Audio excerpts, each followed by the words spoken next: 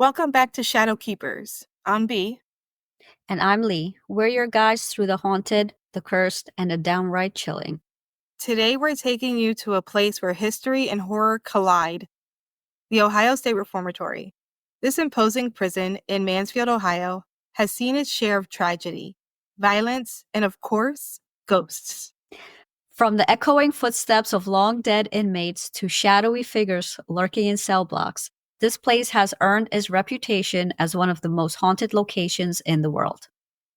But is the Ohio State Reformatory truly haunted, or are its ghostly legends just a reflection of the dark past? Let's find out. Lock your doors, dim the lights, and join us as we step inside one of America's most notorious haunted prisons.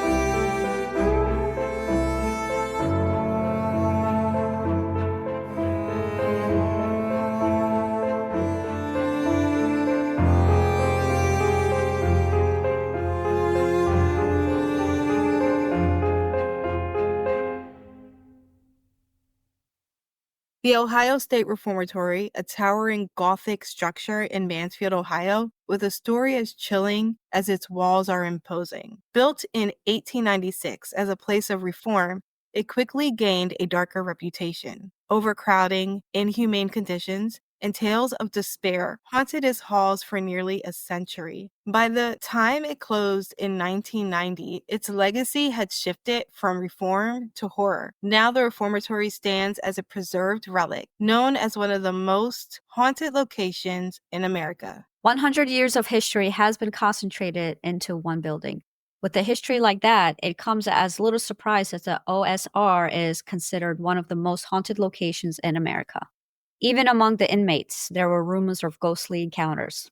Complaints were recorded of invisible hands grasping at men while they were in their cells at night, along with unsettling noises keeping them awake. Tour guides likewise attest to hearing odd noises frequently and even spotting shadowy figures. Visitors report similar experiences, hearing movement and mumbling in empty cells or down vacant hallways, while others even claim being pushed over railings.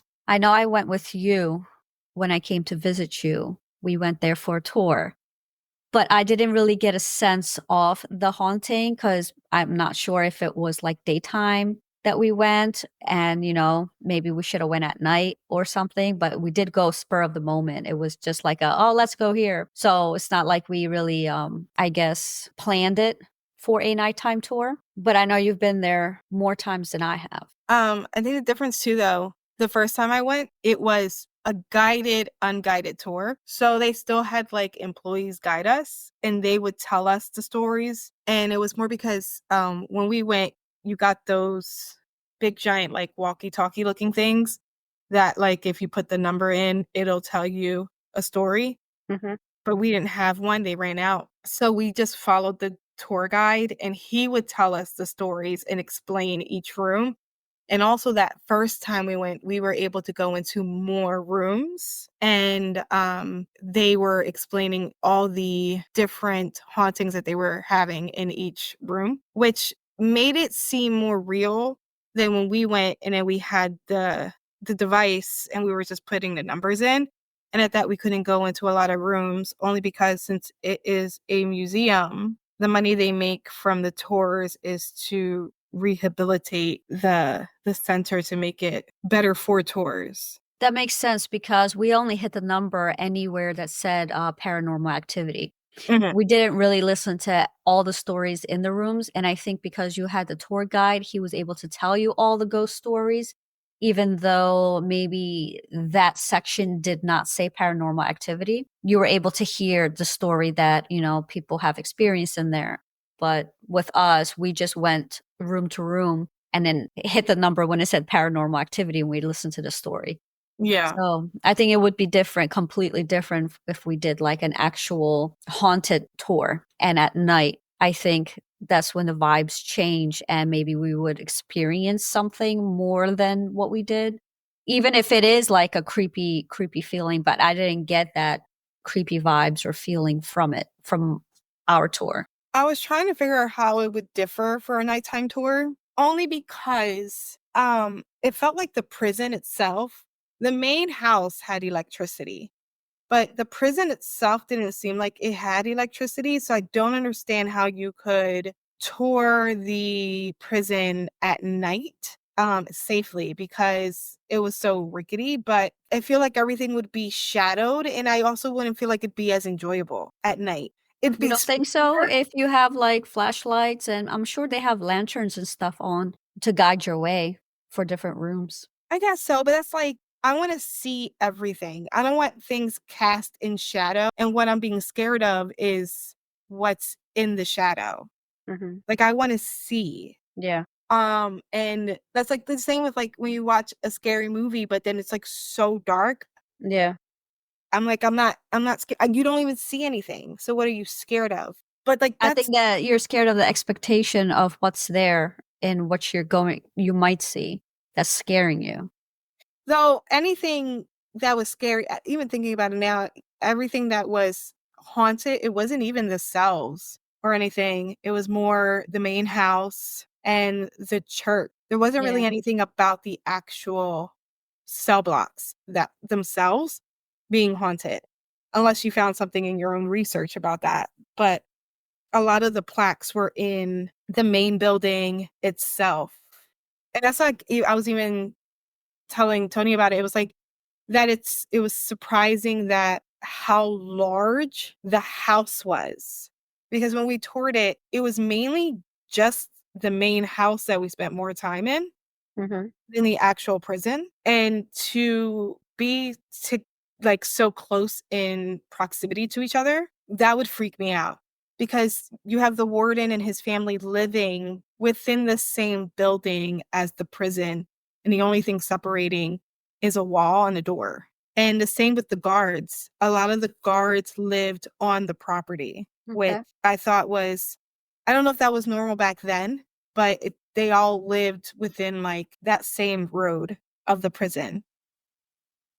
Two correction officers were killed in the line of duty on prison grounds.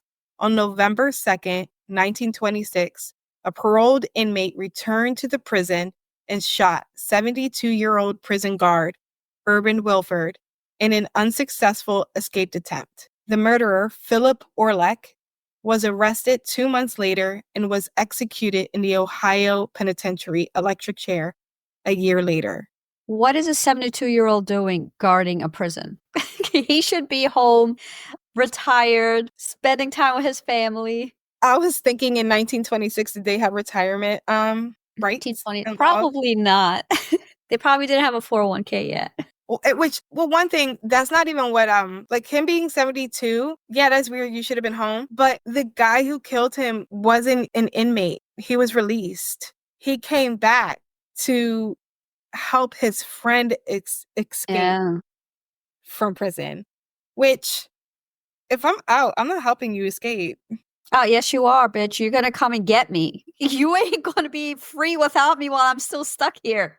Like, what I look like coming back?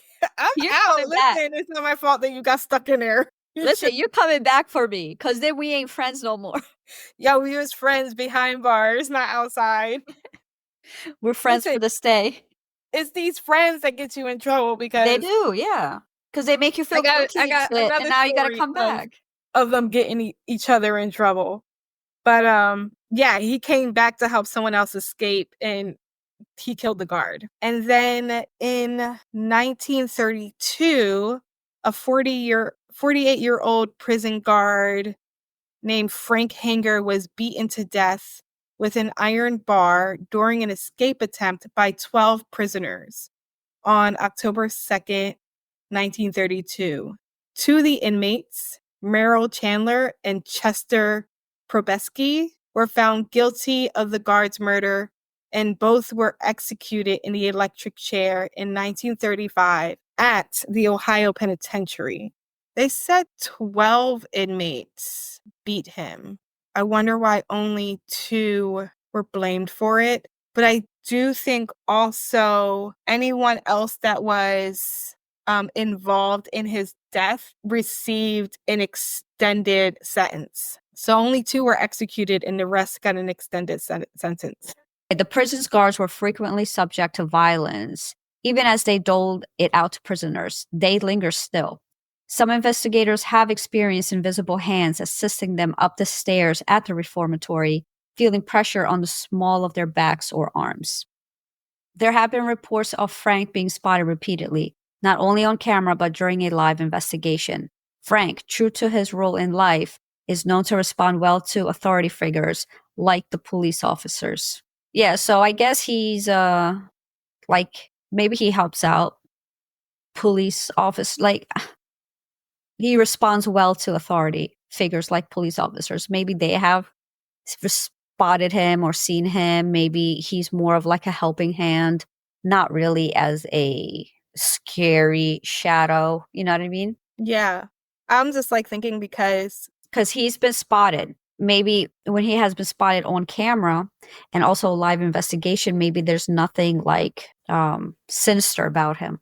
Like he's been like that good spirit that's just around to help yeah, out. I get that. I just don't get how he can then be helpful because the reformatory is closed.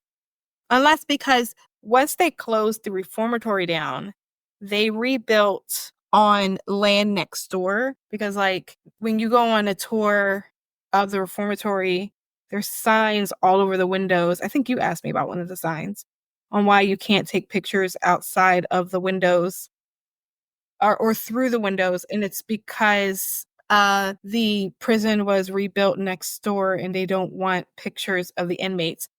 I did see them when it was yard time. All the prisoners were Yeah. out and they were like walking around the track and everything that they had. Yeah. But yeah, Because it's supposed to be truly a reformatory, not actually a hardcore prison. For some reason, Mansfield Reformatory, when it was open, had a big problem with inmates returning, not for being relocked up, but just to cause problems. You had the one who came back, Philip Orlack, to help a friend escape and then ended up killing a guard. July 21st, 1948, 2 former inmates, John West and Robert Daniels, returned to Mansfield Reformatory to try and find a guard named Willis Red Harris. Not knowing where he lived, they decided to kidnap the prison's farm superintendent, his wife, and their 20-year-old daughter from their home on the Honor Farm. The pair then murdered the entire family in the cornfield. Now, though I've read that mainly it was Daniels that killed them, and John West was basically a bystander because Daniels was the more violent offender and John West was more going along with whatever Daniels wanted. On their time of being out, they killed, or mainly they say Daniels killed 6 people in 2 weeks, all because they wanted the main guard, Willis, and they were going to kill anyone in order to find him. They ended up being caught because they were stopped for a traffic violation. And if it wasn't because John West wasn't so skittish about being pulled over, they might have actually gotten away with it. But he got nervous and he pulled his gun on the officer who pulled them over, which ended up resulting in a shootout where John West died and then they captured Daniels. They actually did an interview. Actually, it was kind of creepy. They actually did an interview of Daniels, Robert Daniels, and there's actual photos of the interview. It was printed in the newspaper by the news where it would have been technically it's like Fox News Today, but it was called Movie Tone News. And he talks about how he didn't intend to kill all the people he killed. He really just wanted Willis Mm. because he hated that guard because he was one of the most brutal guards that would beat them and shock them. And then at the end, he winks at the camera and smiles. I will probably post the actual like newspaper clippings on Instagram so people could see. But yeah, he like is winking and smiling. And you're talking about how you just killed 6 people And then he says something like his goal was to kill Willis before he died, but I guess he's going to die before he gets that chance. I mean, I get it when I do watch movies of prisoners and stuff like that. Some of the guards are really, really brutal. And I can understand how somebody like a prisoner might have that, um, Mentality? like that want that revenge towards them because although some of the prisoners are there for something brutal or something, while they're there, like they're just trying to live out their sentence and go back home. And some of these guards, I think, use that as a excuse to, because you're a prisoner, you have no rights. Your life really doesn't mean anything. So I'm going to just take out everything on you. I don't know what it's like to be a guard for a prison and what that can make you become and what that can turn you into, but because they said that the prison was overcrowded. I think the prison was meant to hold 1,500 prisoners maybe, and I think it was holding 3 times that amount. Because even when we went, you saw the prison cells. Honestly, those cells look like it could only hold a single person, and not even comfortably. Like, they were not big enough. And Yeah. to hold 2 people in each one of those cells, I think even when I feel crowded in my own personal space, I wanna lash out. So Hmm. I can see how they would become violent, which doesn't make it's not giving them any excuses, but also this place was meant to be a reformatory, which means they were meant to be released after a certain amount of time. They were only supposed to be there for a few months, maybe a year, teach them some skills, and then release them. If you're torturing them while they're there and expect to release them and still be civilized human beings in society, doesn't make any sense. Yeah. And I know it said like they didn't have enough guards to guard the prisoners, but it doesn't mean you treat people less than because of I don't know what's going on in your mind. Yeah, that makes It sense. doesn't make any sense. Because at that, this guy, Daniels, it doesn't even say what he was arrested for originally, but whatever it was for, he was then released. But then the torture he received in prison from this one guard made him snap, and then he went on a killing spree just to get back to this one guard who he never even found, which he didn't realize lived down the street because most of the guards lived with on the land of the prison. So if he actually would have just went further down the road, he would have found the guard Yeah, that's wild. and not the maintenance man family. And if he wasn't tortured the way he was, those 6 people that he killed would have still been alive. And this guy would have just had a completely different life. You know what I Yeah, mean? because the guard's nickname was Mad Dog. Like he took torturing the inmates very seriously. They loved beating the inmates. He loved electroshocking them. He would stick a bunch of inmates in the hole together just to see who would come out alive at the end of the Yeah. 3 days. More inmates died in the hole than anywhere else. Sounds like he should have been in a prisoner instead of a guard. My thing is, would he had even been that tough as a prisoner? Yeah, that's true. Because he would have no power. Those were the main deaths. I know, like, there's the warden who died of a heart attack, and then his wife who died a few years before that by accident because of her own handgun. But due to like inmates dying or guards dying due to like somebody else, that was it. Everything else was by accident or natural causes that I have. Well, do you have the actual story of Helen Gladkey? No, because well, I know the story, but because she wasn't killed by like an outside force, I didn't include it because I was more interested in the violent, like the murders of the prison. Because I kind of felt like, well, if the prison is haunted, who would be haunting the prison? I would think would be the most violent deaths. I mean, not necessarily. And So since I didn't look into who actually haunted the prison, I was really more interested in the deaths at the prison, but more like the violent deaths. So Helen Gladkey in 1949, the wife of Arthur Gladkey, the prison's superintendent from 1935 to 1959, died unexpectedly. As Helen reached up to her closet shelf to retrieve her jewelry box, a handgun fell, according to the official report, and discharged, striking Helen's left lung. 2 days later, she died of complications from the injury. So ghost hunters have smelled the scent of roses, which is Helen's distinctive perfume, and seen Helen walking to her bathroom.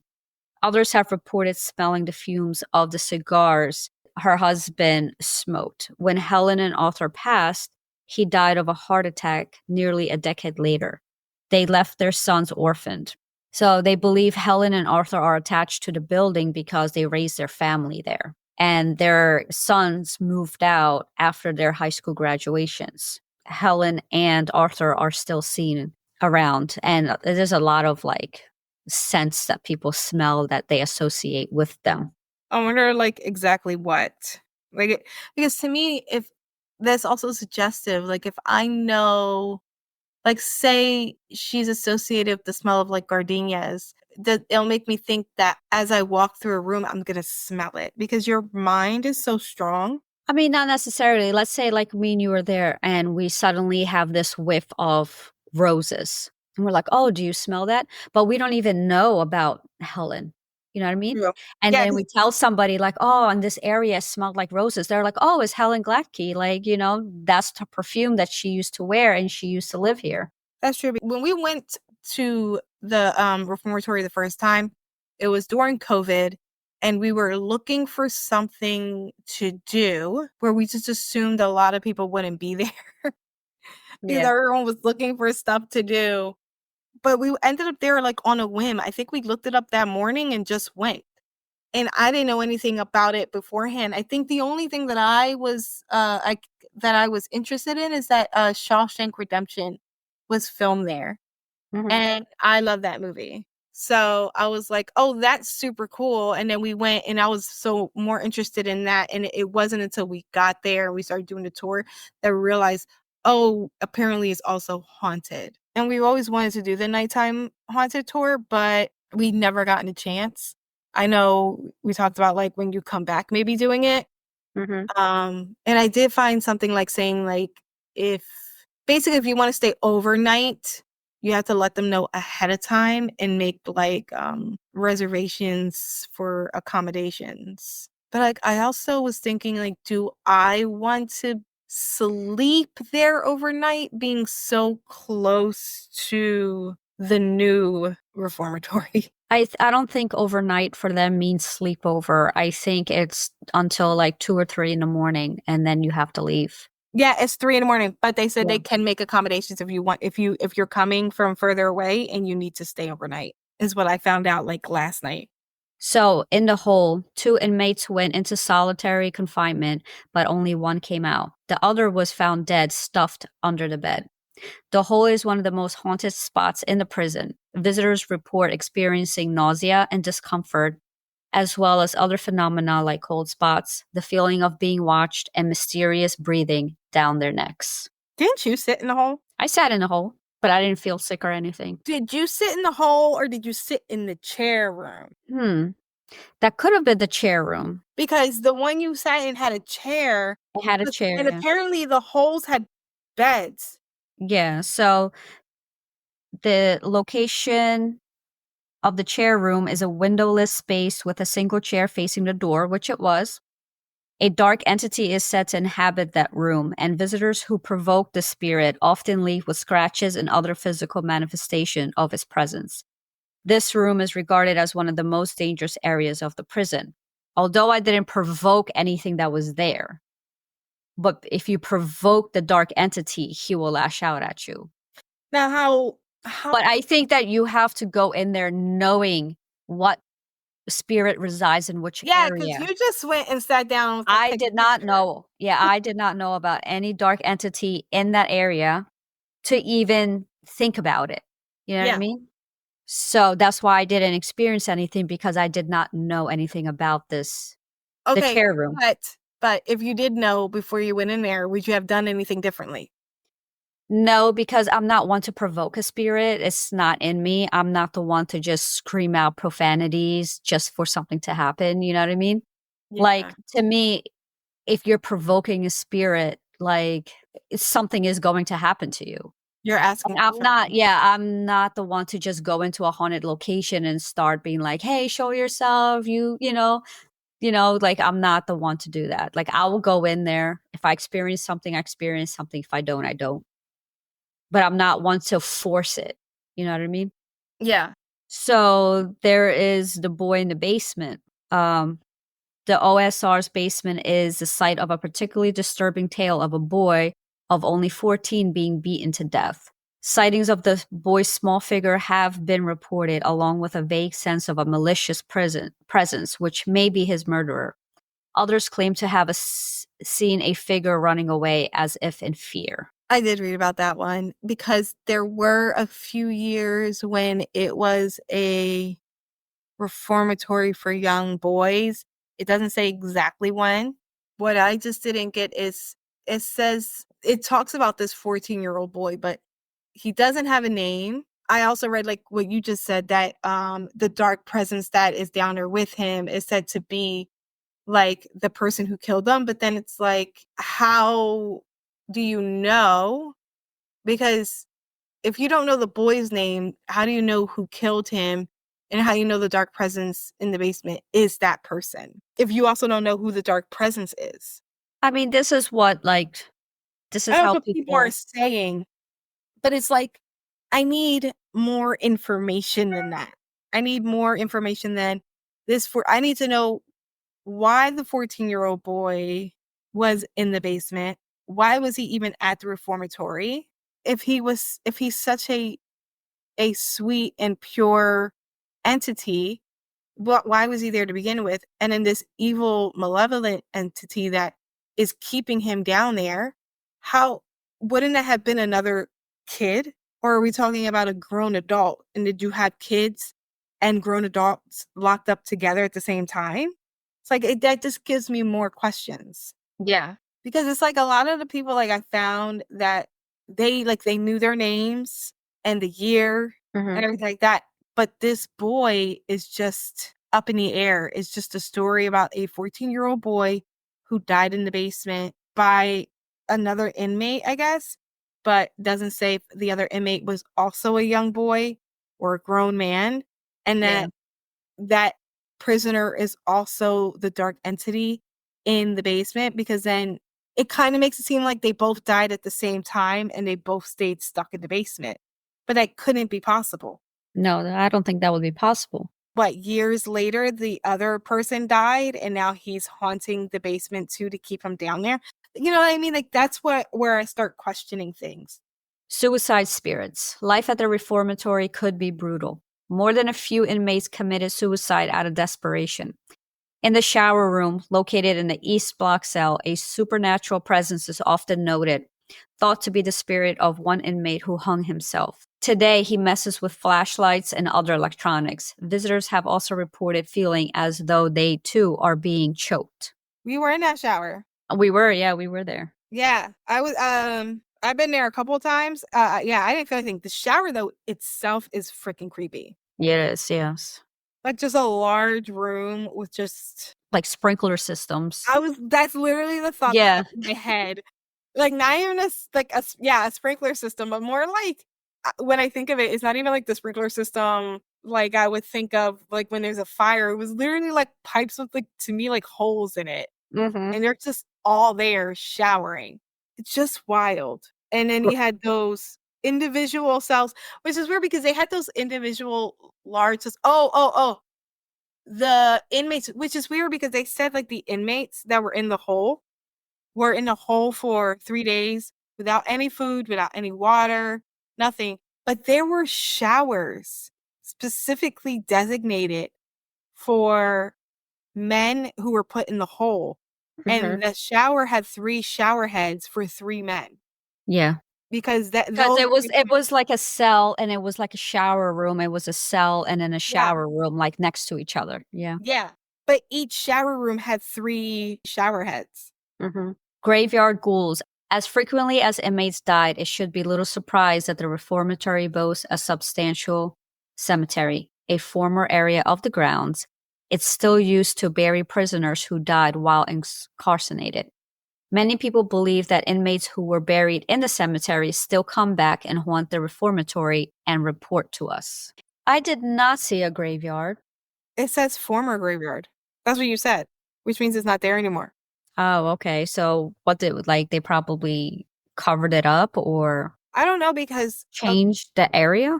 any any any prisoner that I had that died, hold on, I feel really loud.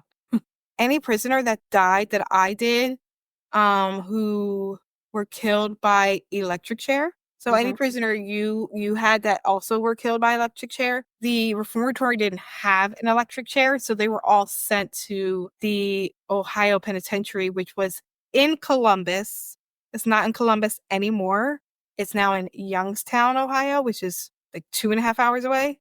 Hmm. Because the one that was here was shut down. Okay. But any like violent deaths or inmates they had that they died by electric chair was in Columbus, and they're all buried at the Columbus cemetery. Okay. Like they're buried in Columbus, not in Mansfield. So I didn't even know Mansfield had a cemetery because they were sending everyone to Columbus to be buried. Yeah, this cemetery was an area of the grounds itself. So Yeah. it's there at the reformatory Um, somewhere.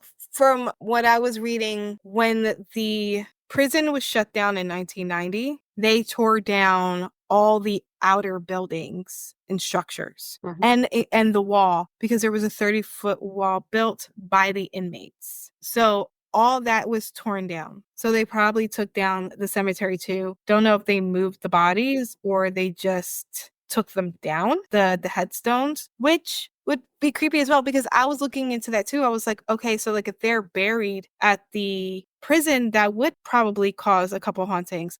But everyone I was looking at were buried in Columbus. And something I noticed when I moved here is there are a lot of cemeteries or private cemeteries. Like you can drive down a road of like farmhouses and you can see like 1 or 2 farmhouses have their own little private like cemetery on their land. And there's a lot of them. And it's Yeah, but very that was normal back then. yeah, but I've never okay, well, I lived in Philly and if you weren't like everyone's buried in a large cemetery and I've traveled a lot. Yeah, but I Philly's more like a city and like you have these farmhouses, people are like far in between. So the family usually just gets buried on their own land. yeah, but And not that even type of but not situation. even that. My old house here, when you drove down the street, there is a random, probably 10 stone cemetery at a random corner. There's no house there, random Mhm. corner. I ended up Googling it because I'm like, why is there this random cemetery at this roundabout? Because that's what it is, because we have so Yeah. many roundabouts here in Ohio. Roundabout. And I'm like, why is there this random cemetery?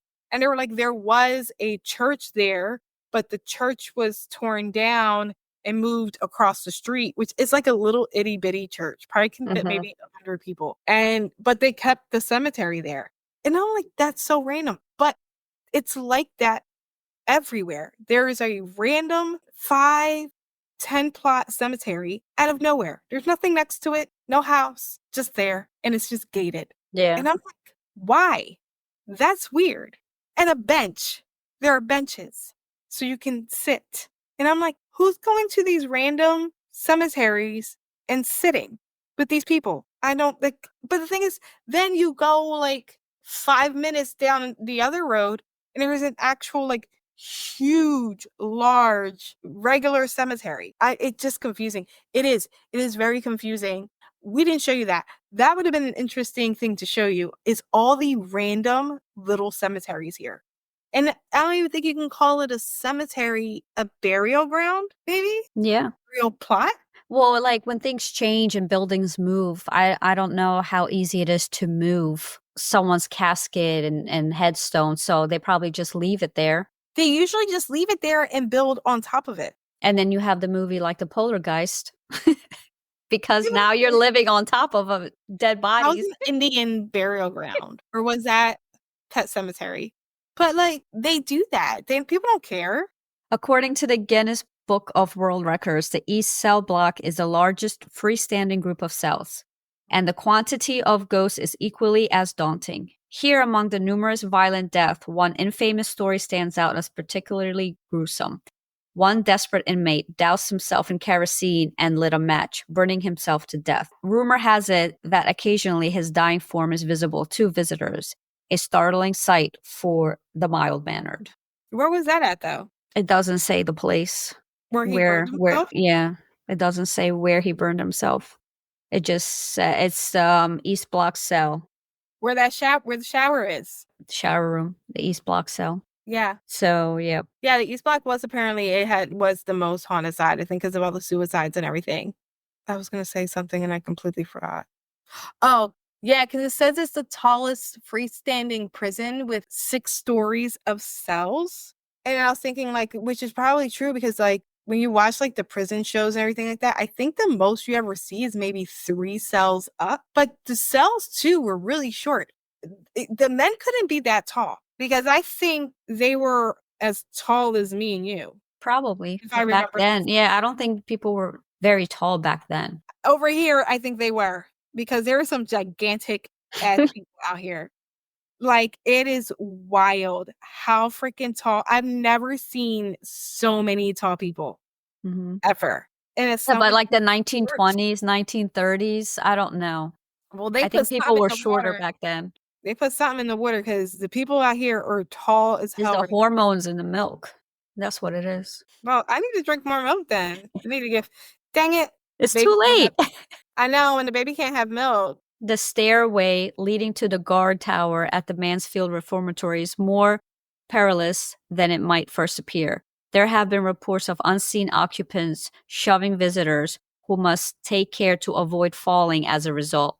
Voices and laughter can be heard echoing there as well. And the stairways is very narrow. It is. They are very narrow. They Yeah. are very narrow. And we didn't, I think the guards tower was sectioned off. You couldn't go up. Because I'm assuming the guards tower is where that spiral staircase was Hmm. that you couldn't go up. Because Yeah. there I was like think that so was closed many. off.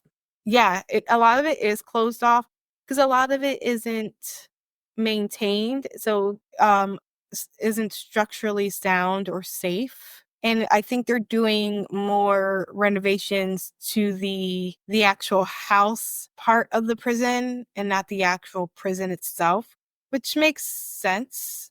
But but even that's still, I still find that like wild because like you could get to the library from the main house, right? Like each floor led to like a different part of the prison, which means prisoners could have come into your house. I don't know. I still find that so odd. Like, because when you go, what I remember the most is the house, and then I always think of how did I get to the prison half of the building? Like, how did we get there? Yeah, because we didn't go outside. We went through the Through a inside. door. Yes, we did.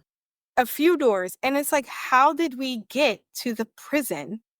Like, even now I'm trying to think, and it's like, you were in the house. Mhm. We went back and forth from the house back to the prison, and all I'm keep thinking is like, you had children in this house.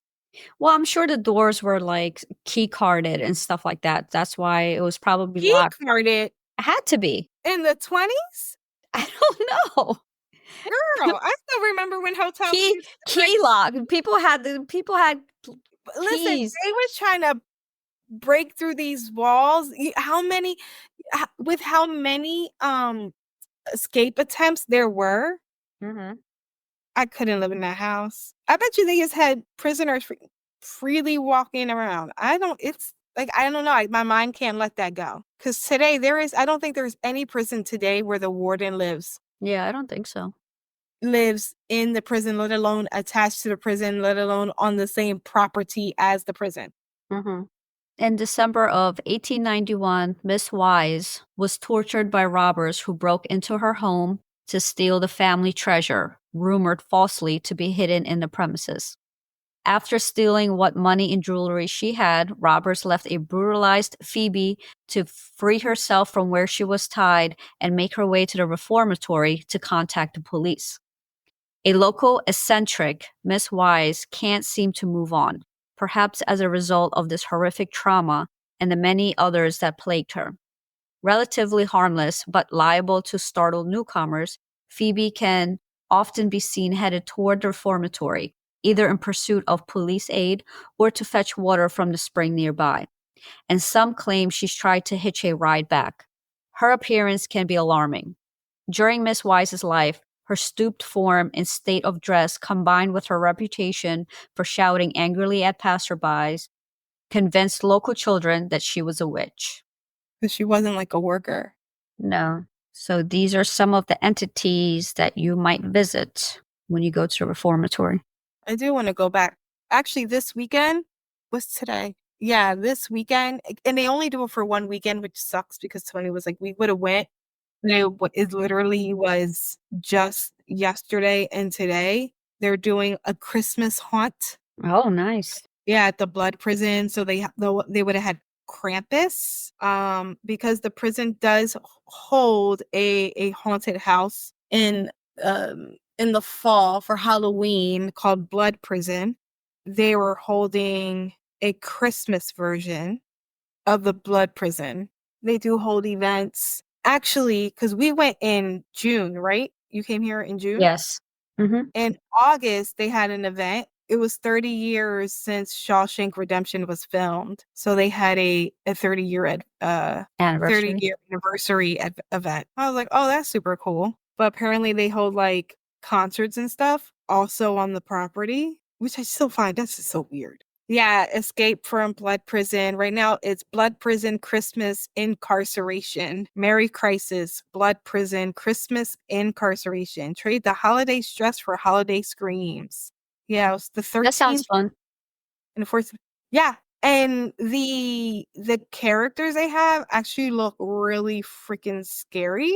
So it would have been cool to go. I only found out about it the other day, and it was so last minute, and it's only held 2 days out of December. It's funny because it says Ohio State Reformatory, home of blood prison, as seen on National Geographic, Warner Brothers, Netflix, Hulu, Sony Pictures, Travel Channel, History Channel. I didn't know.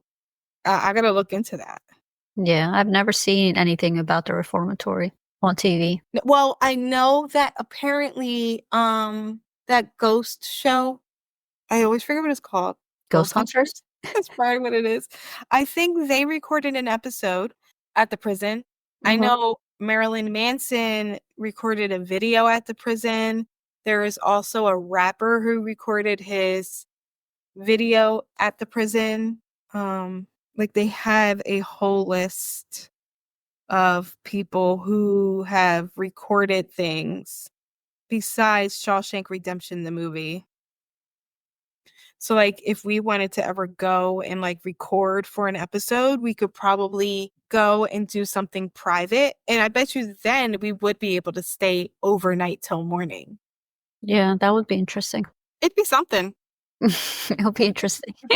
I remember clearly the no air conditioning, which means there's no heating. That's true. And the bathrooms are outside. Well, that's what would make it or break it for me. It's like Unless where do I I have to go to pee? I would assume there probably is like an employee one that's inside, which you probably would be able to use if you're like staying overnight because they make you walk all the way outside. It would be crazy. Yes. Because I do know if you do the nighttime one, they do offer like food and drinks as part of the thing. So Yes. I would assume that would also be inside. The nighttime tours start, I think, at 7 p.m. Mhm. and end at 3, Yes. which Yeah. is actually a really long time. That's 8 hours. I think But that would now be a really, really good tour to do. Like Imagine being there for 8 hours, all the stories you hear, all the different sections you go to where you don't have access as like a normal tour. Your food, drinks, meeting other people. I think that would be nice, actually. Yeah, for 8 hours. I was talking to Tony about it, and I was like, "Yeah, there's one tour that ends at 2 a.m., and then there's two other tours that you have to be out by 3 a.m.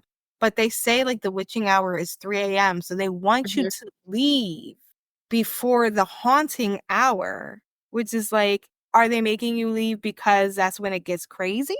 That's when I want to stay. It Because should like, be until 6 a.m. yeah, because the maybe veil even is thin or between maybe 3 to 5. 5 a.m. or something like that. I get No, it, but like. because the veil is thin between 3 and 5, and that's when a lot of stuff goes down. Or don't make it start at 7. Yeah, make it Start start it at 9. later. Like, let me see. Make it start at 10, because 10 to 6 is 8 hours. That's an 8-hour Mhm. shift. So I guess because it's like their employees, It would be a question to ask because there. 7 to 3 is an 8-hour shift. It is, yes. So we'll just do 10 to 6. I don't gotta be there that early. You can still Mhm. feed me. 'Cause I'm gonna be there Right. for 8 hours. I don't need supervision. You can go somewhere. No, I want supervision. No, Because also, I don't know who else is gonna be on this tour with us. it's gonna be all like-minded people Mhm. that are Sure. crazy enough to go to a prison till 3 in the morning. Mhm. I have to get somebody to stay with the baby because he won't go. That or have to get a hotel near the prison so that he can stay there. Yeah. Because he's like, "Oh, he'll go, but, like, can he stay?" And he doesn't wanna walk the prison again. He just didn't like it. He's And I was been like, there more than once. he didn't like it either time. Yeah, he's He didn't over it. wanna go back the second time. He said he didn't like how, like, rickety the steps are. Mhm. He says it just felt so he's like, "It wasn't even scary, like, haunting. It was more like it felt unsafe." Yeah, it does look unsafe. So I was like, "Okay, I get that." You can stay in the main house, but he wouldn't even stay in the main house, not by himself. I mean, some of the floorboards were all broken. You can see down to the other floor, you know what I mean? Mhm. But he mainly didn't like the stairwell to the cell blocks Mhm. because, again, that's 6 stories, and it was finicky and very narrow, Yes. and he didn't like that, which I can understand. At night, I'd be so scared of tripping. And then I was wondering too, because I couldn't remember the bars to I have to look at the pictures that you gave me, but I was trying to remember if the bars to the walkway, not the cells, if the bars to the walkway went all the way up to the ceiling. Because since the cells were 6 stories high, like, you could have just pushed somebody right over. That is true. So I was trying to remember if I thought, like, the walkway was also caged in. So, yeah, so the bars go all the way up, and there is, like, 2 layers of a brick wall coming Mhm. down from the ceiling, and the bars are all the way up to it, closed. Got it. So the walkway was closed in. Yes, and, yeah, and I think it has those bars.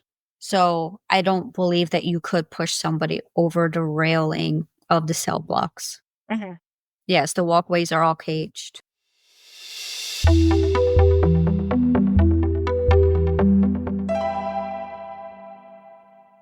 This week's tarot card is the Knight of Pentacles reversed, which represents self discipline, boredom, feeling stuck, perfectionism. Do you need greater self discipline and commitment to achieve your goals? Instead of trying new things or dreaming up more ideas, the reverse Knight of Pentacles encourages you to establish a schedule or routine for yourself and stick to it until you have completed your assigned task. The reverse Knight of Pentacles may also point to a journey of self development or improvement in which a routine will support your success.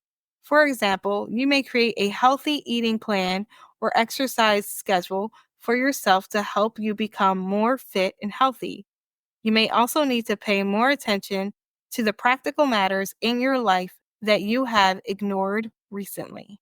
And that's it. That's this I week. mean, that does say something for me because I haven't been working out for a little while and I wanted to get back into my old routine, which I have been neglecting. So have I. I was Yeah. literally thinking about that. I'm like, I have to start working out again tomorrow Yeah. because I don't think I haven't worked out since right before Thanksgiving. I haven't worked out, I'll tell you, about 8 weeks. And And I was doing it like yeah, every day, you know what I mean? yeah, And I just have been neglecting all my usual things that I've been doing. Only it's the stressors of life and everything else has been getting me down. So I want to kind of focus back on myself. yeah. It's just my mental energy has been so low to Hmm. just get myself to move. You know what I mean? It's been challenging. But I feel like the holidays can put you in that like state of mind as well. Yes, the holidays, the winter, it being dark so All the early. time. Yeah. Because I was even saying, I don't even mind like it gets dark early, Mhm. but that what I hate is like even right now, it's so cloudy outside and Yeah. it just looks miserable. Mhm. So I don't care, okay, the sun sets at 4:30, but can I have from like 8 to 4:30 just sunlight though? I do have seasonal depression, and this is always the time where it always gets me down, and I have to kind of break myself out of it mentally. Yeah, I do too. I get it, and then I also get insomnia around this time. Oh, yes, me too. Very bad. Um, but I'm medicated. So And no I insomnia. wake up like 2 or 3 times a night. No, I've been wearing my watch because I could understand now that they had me like on medicine to help me sleep, why I've been waking up so exhausted. And my watch is like, oh, because though it says you were like trying to sleep for 9 hours, I was really only asleep for like 4 hours. Mhm. And then 4 hours was restless and 1 hour was awake. And Yeah. I'm like, what am I doing in this restless sleep? Even though did tell me he came in my room the other day while I was sleeping and he nudged me because he said, "You're humming." And I was like, "Huh?" And he's like, "You're humming." And I was like, "I was sleeping." He said, "Well, then you were humming in your sleep." And I said, "Oh, that's weird because I was dreaming and in my dream I was humming." Mhm. So he woke me up. That's funny. But I Oh, know I've been waking up in the witching hour, 3 to 3:30, and yeah. then it's been taking me a while to get back to sleep. So, I don't know what's going on there, but We have whatever to it look out is. we have to look out for tonight, see if anything Yeah, I'm gonna pay attention. the dogs always wake me up between 3:30 and 4:30, so it's always them. But, yeah, no, I need to get on it's so much it's easier to say to get on a healthier routine than Mhm. actually doing, Yeah, because the hardest part is starting. that is true. But anyway.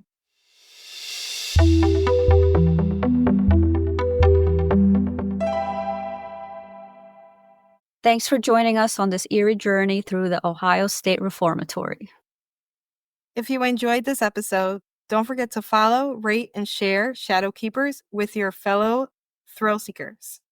And if you've got your own paranormal story, we'd love to hear it. Drop us a message or join our Reddit community to share your tale. Stay vigilant, stay awake, stay aware. And remember, not all shadows are harmless. Bye. Bye. I'm so tired.